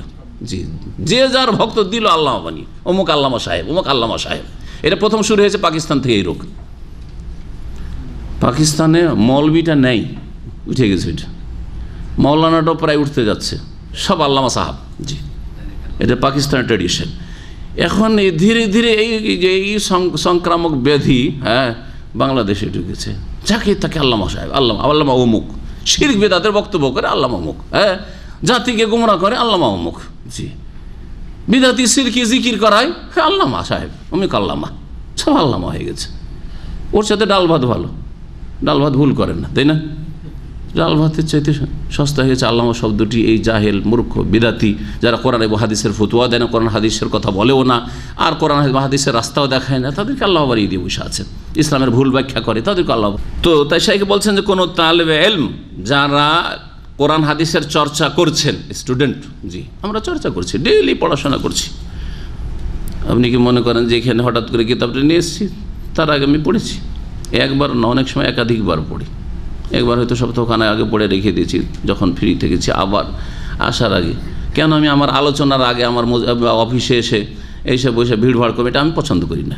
এই সময় 10-15 মিনিট, আধা ঘন্টা জমার পরেও পছন্দ করি না অত বসে থাকা ওখানে।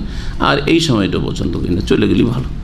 আর না হলে বসে থাকেন, আমাকে কিছু জিজ্ঞেস করেন, চুপচাপ বসে থাকেন। বসবেন তো বসে থাকেন, আপনি আমার কাজ করতে দেন আমাকে। বোঝা গেছে? এটা রিভাইজ দিলাম যে আমারও ফায়দা হলো, যাতে ভুল না করি, গুনাহে না পড়ি, আর আপনাদের কিছু ফায়দা হলে যে কিছু নতুন নতুন। তালেবে ইলমের জন্য ইজতিহাদ করা আর মুজতাহিদ হয়ে যাওয়া আমাদের সমাজে সহিহ আকীদার এক শ্রেণীর আলেমদের মধ্যে এরকম আছে। কারো রেফারেন্স না দিয়ে নিজেই একটা ফতোয়া দিতে পারলে কাজ হয়ে গেল, ফতোয়া দিতে পারলে কাজ হলে। এক শ্রেণীর লোক মনে করে যে নতুন একটা ফতোয়া দিলে একটু খ্যাতি লাভ, যে এই নতুন ফতোয়া হয়েছে এখন। না, এইরকম ভুল করবে 1400 বছরে কেউ ভুল করেনি। আল্লামা আলবানী রহমতুল্লাহ কয়েকটা ফতোয়া আছে যেগুলোতে তিনি অধিকাংশ আলেমদের বিপরীত ফতোয়া দিয়েছেন। তারপরেও তিনি এই কথা বলেছেন যে আমি এমন কোনো ফতোয়া দিইনি যেই ফতোয়া আমার পূর্বে কোনো সাহাবী অথবা তাবেঈ দেননি। নিরাপত্তা আছে যে আল্লাহ, আমি একাদিনই এই ফতোয়া তোমার অমুক বান্দা সাহাবী দিয়েছিলেন, সেই ফতোয়াটাকে সেটাকে আমি প্রাধান্য দিয়েছিলাম, অথবা অমুক তাবেঈ দিয়েছিলেন, সেই জন্য আমি সেটাকে প্রাধান্য দিয়েছিলাম, আর ওইটাকে আমি ঠিক মনে করেছিলাম বলার একটা ওসিলা আছে। কিন্তু আপনার 1400 বছর ইতিহাসে এই ফতোয়া কেউ দিল না, দিলেন এক ফতোয়া ছেড়ে দেখা দেখি না একটা হাদিসকে আপনি আপনার মতো করে বুঝলেন।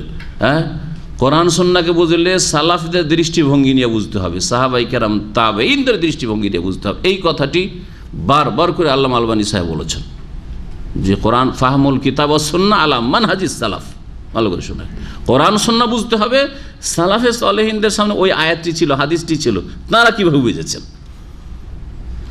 বুঝেছেন, ওইভাবে আপনাকে বুঝতে হয়। আর যদি বলেন না না না দেখার কি আছে, আয়াতে আছে, হাদিস আছে, তাহলেই তখন ভুল হবে। আর এইরকম অনেক ভুল আমাদের সমাজে ছড়িয়ে আছে। স্বাধীনভাবে কোনো আয়াত বোঝার চেষ্টা করা, আয়াতের তাফসীর করা, অথবা স্বাধীনভাবে কোনো, এই হাদিসগুলি থেকে জানা গেল যে এমন অবস্থা থেকে মুসলিমকে বেঁচে থাকা উচিত যেটা আপনার যৌন চাহিদাকে বাড়িয়ে দেয়, বৃদ্ধি করে। এটা এই হাদিসগুলি থেকে জানতে পারলেন। কেমন করে জানলেন? এই সাহাবী স্ত্রীকে হারাম করে নিয়েছেন, অথবা স্ত্রীকে হারাম করে জেহার করেনি রোজার দিনে আপনার স্ত্রী যুবক মানুষ রোজার দিনে বারবার করে যদি স্ত্রীর দিকে তাকান রোজা অবস্থায়, বিশেষ করে যারা দীর্ঘদিন পরে স্ত্রীর সাথে সাক্ষাৎ পেয়েছেন, ছুটি গিয়েছেন, বারবার ওর দিকে যদি তাকাতে বা কাছাকাছি হন রোজার দিনে, তো আশঙ্কা আছে পদস্খলনের কিনা। হ্যাঁ, তাহলে এমন এমন কাজ থেকে বাঁচতে হবে যেই কাজগুলি মানুষের যৌন চাহিদাকে বৃদ্ধি করে। এইরকমই খারাপ ছবি দেখা, মহিলাদের ছবি দেখা, ব্যাচেলার মানুষ, এখানে স্ত্রী নেই, আর আপনি দেখেন ফেসবুক, হ্যাঁ আপনি দেখছেন উলঙ্গ অথবা ঊর্ধ্বলঙ্গ ছবি, তাহলে আপনার চরিত্র কি করে ঠিক থাকবে? জেনার সুযোগ পেলে আল্লাহর ভয় না থাকে জেনা হবে, আর না হয় সমকামিতা হবে, আর তা যদি না হয় তো কমপক্ষে হস্তমৈথুন হবে না? হবে না? কারণ আপনি মানুষ, বরদাস্ত আর করতে পারছেন না। হ্যাঁ, সুতরাং আপনার প্রয়োজন পুরা করতেই হচ্ছে। কেন এই কারণগুলি কেন তৈরি করেন? আপনি কেন উত্তেজিত করলেন নিজেকে? উত্তেজিত হওয়ার কারণ আপনি পয়দা করেছেন। যাতে যত ঠান্ডা রাখা যায় তত ঠান্ডা থাকার চেষ্টা করে। এইরকম মহিলাদের ক্ষেত্রে বলবো, ফিতনা থেকে বাঁচার জন্য হিজাবের সাথে বাড়ি থেকে বেরোইতে হবে। বাড়িতে অপর পুরুষ কেউ ঢুকবে না, স্বামী নেই বাড়িতে, আর দেবর আসে, দুলা ভাই আসে, ভগ্নিপতি আসে, ইত্যাদি, চাচাতো ভাই, মামাতো ভাই, খালাতো ভাই আসে, তাদের সাথে গল্প গুজব করে, স্বামীর বন্ধু আসে, বন্ধুর সাথেও টেলিফোনে কথাবার্তা বলে ইত্যাদি, এইসব করে। এই 2-4 দিন 10 দিন করতে করতে বড় পাপ হওয়ার সম্ভাবনা আছে না নেই?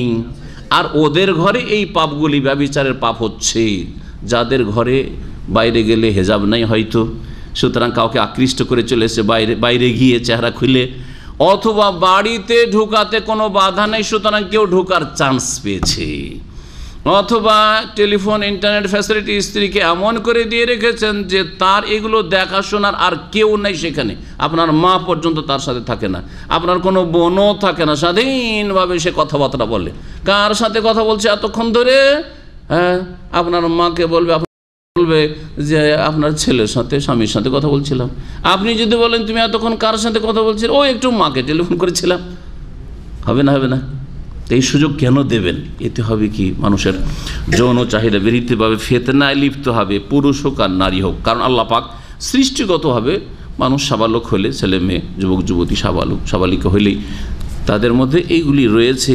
এটাকে যত ঠান্ডা রাখবেন, যখন আপনার কাছে আহার নেই তখন যত ঠান্ডা রাখবেন সেটা আপনার জন্য কল্যাণকর, আর সেটাকে যখন লাগামহীন ছেড়ে দেবেন তখন আপনার ইহকাল পরকালের ক্ষতি ছাড়া আর কিছু নেই। এই সাহাবী যখন জেহারি করে ফেলেছেন তো স্ত্রীর দিকে চাঁদনি রাতে তাকাইতেন না, হ্যাঁ, দৃষ্টিকে নত করে নিতেন, তাহলে ফিতনা লিপ্ত হইতেন না, ঠিক না?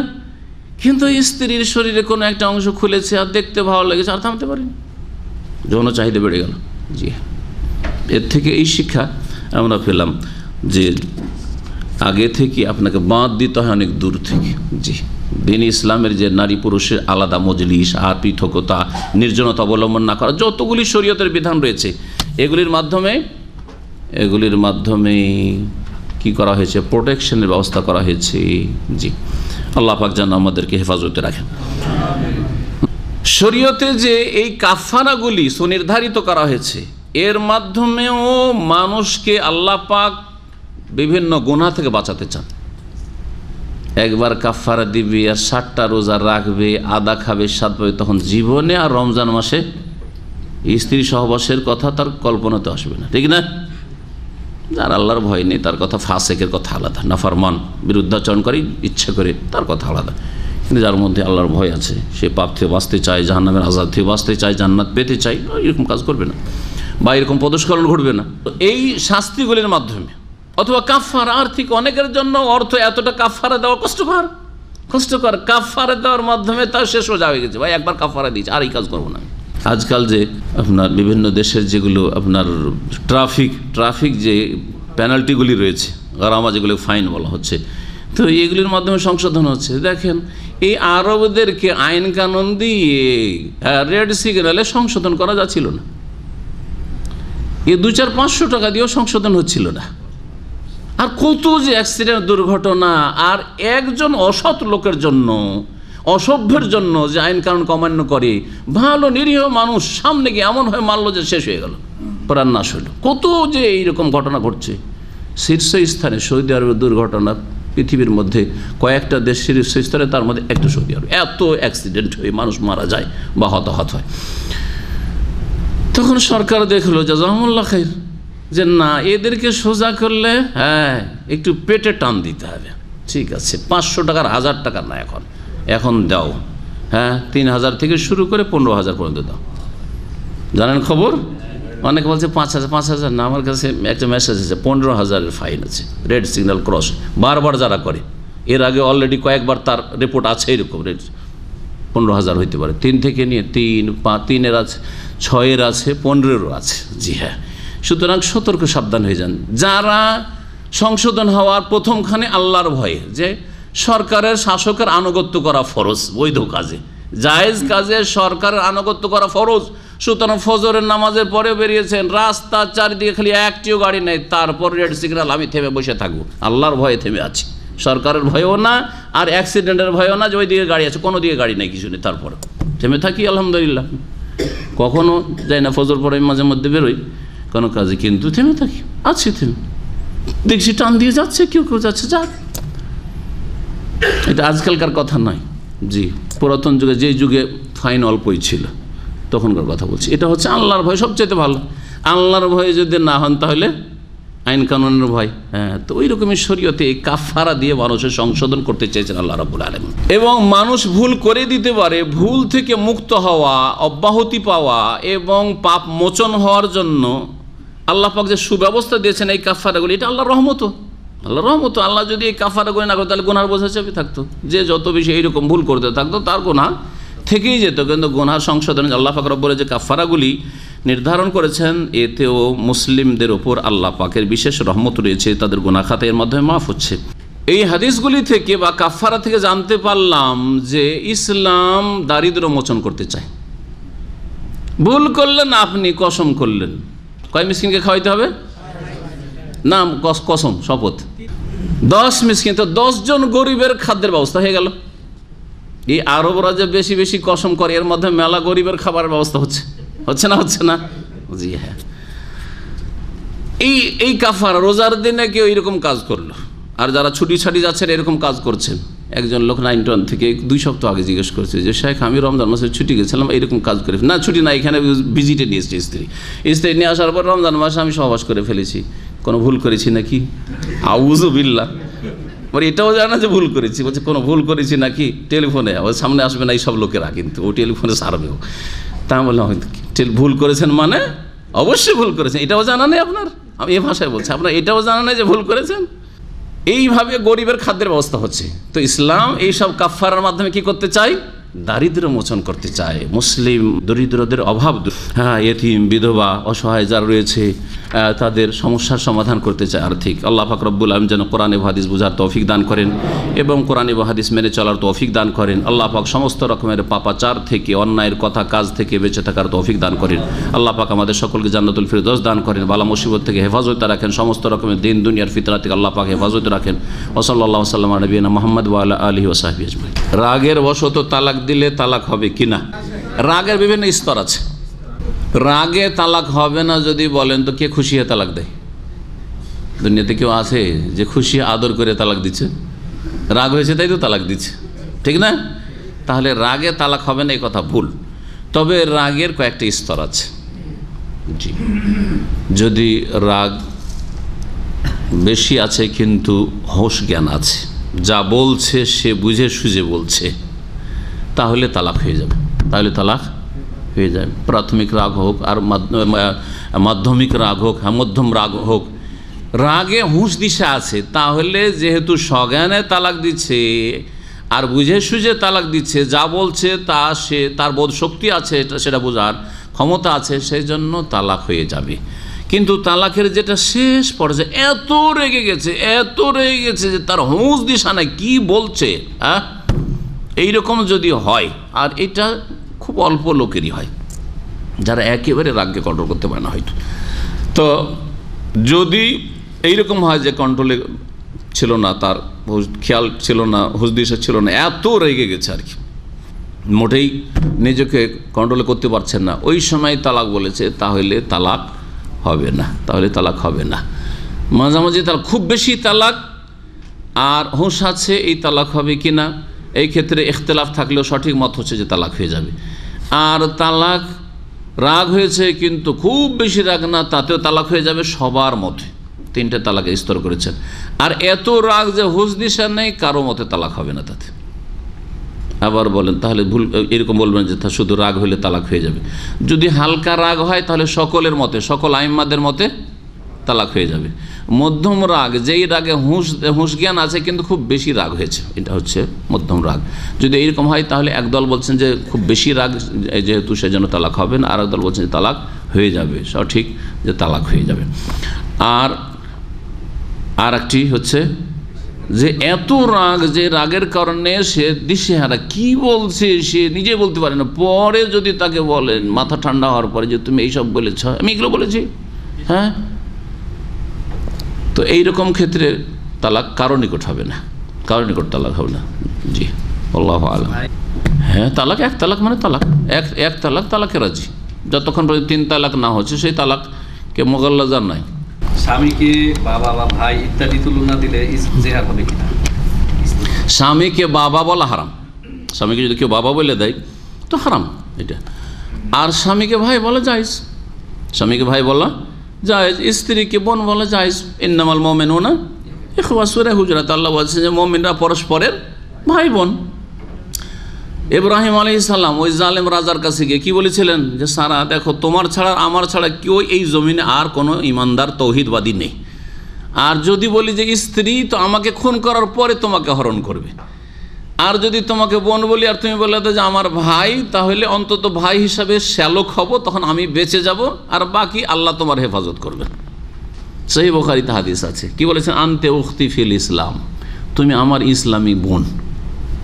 বুখারীর হাদিস। সুতরাং স্ত্রীকে যদি বোন বলেন, মাই সিস্টার, অসুবিধা নেই, হ্যাঁ প্রিয় বোন, কোনো অসুবিধা নেই। কিন্তু আপনি বললেন আদর করে, হ্যাঁ মেয়ের মতো লাগে, মার মতো লাগে, আমার ছোট খালার মতো লাগে, যেন হারাম কাজ এগুলো। ওই রকমই এরকমই স্বামীকে তোমাকে দেখে একবার আমার বাবার মতো লাগে না, এসব জায়েজ নাই। না, জেহার পুরুষের কাজ, পুরুষের পক্ষ থেকে জেহার হবে না, কিন্তু হারাম কাজ। স্ত্রী জেহার করে না, স্ত্রীর সাথে স্বামী, স্ত্রীকে হারাম করার জন্য স্বামী কাজ করে।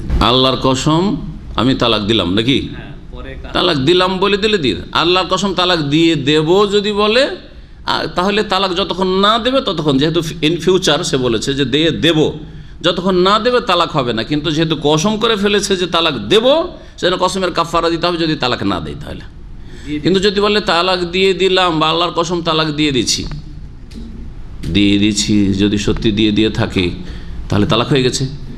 আর যদি মিথ্যা বলে তালাক দেয়নি, অথচ বলছে আল্লাহর কসম তোমাকে তো তালাক দিয়ে দিচ্ছি, কিন্তু তালাক দেয়নি, তাহলে সে কোন কসম করলো? দুপুরে পড়েছেন মিথ্যা কসম, মিথ্যা ইয়ামিনে গুমুস, জাহান্নামে যাওয়ার কসম করলো। কসম 3 প্রকার, শপথ হচ্ছে 3 প্রকার। তাহলে মিথ্যা কসম করে কাবিরা গুনাহ করলো, তালাক দেয়নি অথচ সে বলছে তালাক দিয়েছি, তাহলে কসম খাওয়ার কারণে সে মিথ্যা যেহেতু কসম করলে জাহান্নামে যাবে যদি তওবা না করে। কিন্তু স্ত্রীকে তালাক হবে না, কারণ তালাক দেয়নি আসলে। কিন্তু যে বলে আল্লাহর কসম তোমাকে তালাক দিলাম, প্রেজেন্ট এখন তালাক দিলাম, তাহলে তালাকও হয়ে গেল, আর সে কসম করেছে মানে কথাটাকে শক্ত করেছে, তাহলে কসমের কাফারা দিলেও তালাক উঠবে না, কারণ তালাক তো দিয়ে দিল, সে তালাক দিয়ে দিল। অনেক আগে কসম করা হয়েছে, সেটার কাফারা এখন আদায় করতে হবে। হ্যাঁ, অনেক আগে কসম করা হয়েছে, এখন কাফারা আদায় করলে, জব বেঁচে থাকতে যে কোনো সময় আদায় করে। কাফারা আদায় করার জন্য টাইম টেবিল নির্ধারিত নেই, যত তাড়াতাড়ি দিয়ে দেন। তবে অধিকাংশ ওলামারা বলছেন যে আগে কাফারা আদায় করে তারপরেও কাজটি করে। কেউ কেউ বলছেন যে জায়েজ আছে, 2 রকমের যেহেতু হাদিস আছে। তবে কাফারা দেওয়ার পরে যদি কাজটি করেন তাহলে বেশি ভালো। আল্লাহু আ'লাম। সাল্লাল্লাহু আলাইহি ওয়া সাল্লাম নবিয়ানা মুহাম্মদ ওয়া আলা আলিহি ওয়া সাহবিহি।